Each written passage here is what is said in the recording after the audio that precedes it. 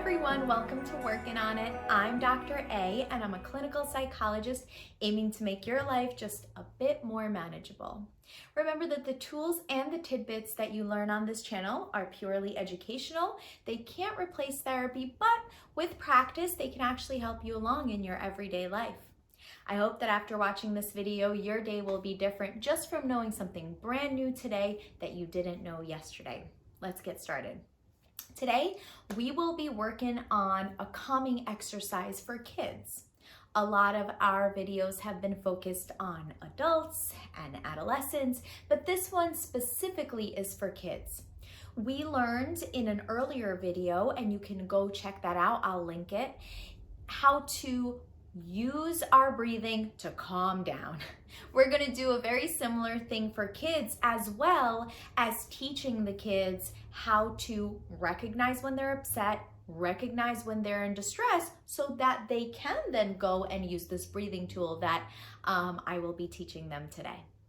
So from this point on, I will be talking to the kids. I just want to remind you before I do that this is for anybody who has kids in their life. They can play this video for them. They can sit them down in front of the screen and you can teach them that way, or you can watch this video whether you are a teacher or an aunt or an uncle or parents or a babysitter.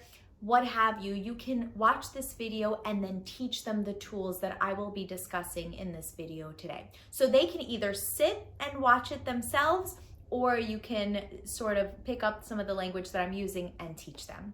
So from this point on, this video will be me talking to kids. Hi everyone, I'm Dr. A. I know that you are here for me to help you understand how your feelings go and how to just calm a little bit down when you're feeling upset or angry or really worried or stressed out. So I will be doing that with you guys today. I introduced it earlier this video, so I'm going to introduce it to you guys as well. We are going to figure out two things. We're going to figure out how to understand when we're getting more and more and more mad or worried or upset. How do we even notice that? How do we think about it? And we're going to learn how to do a very special exercise that can actually be like a mind hack, like a brain hack, to help your mind calm down and to help us feel better.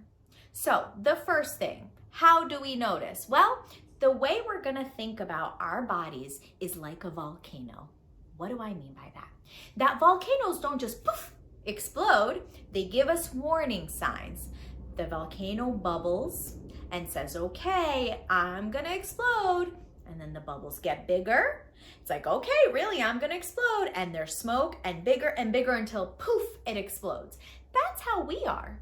Sometimes we feel when we get upset or angry or stressed, sometimes we feel like, oh, it just came out of nowhere. I was fine, then poof. But that's not what happens. Our body gives us warning signs little by little too, right? So we're gonna think of ourselves as a volcano, that our bubbles bubble, and then they bubble bigger, and then they bubble bigger, and then poof, right? We explode. So what I'm about to teach you is for you to use not when you're exploding and getting your lava all over everyone, right? But this tool that I'm going to teach you is to use when you are bubbling, when you're just starting to get upset, just starting to get annoyed, just starting to get stressed. This is the tool that you're going to use. And you know what? I teach this to adults too, this very tool, because it's so helpful. We are going to do some breathing, but we're going to do it the right way so that our mind can be like, that's better. The way we're going to do it, and you could put your hand on your belly, is that when you breathe in, your belly should go out like there's a big balloon in there. And when you breathe out, it's opposite. When you breathe out, the balloon deflates. When you breathe in, belly in a balloon, out, balloon deflates, right? So let's do it together now. We're gonna breathe in, we're gonna hold it, Then we're gonna breathe out. Ready, steady, go. Breathe in.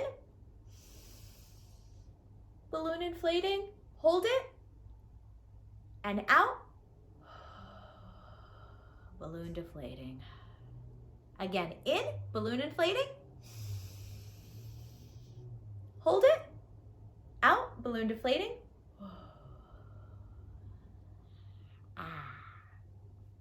Again, this breathing will help you calm down the bubbles of your volcano before you explode and it's too late.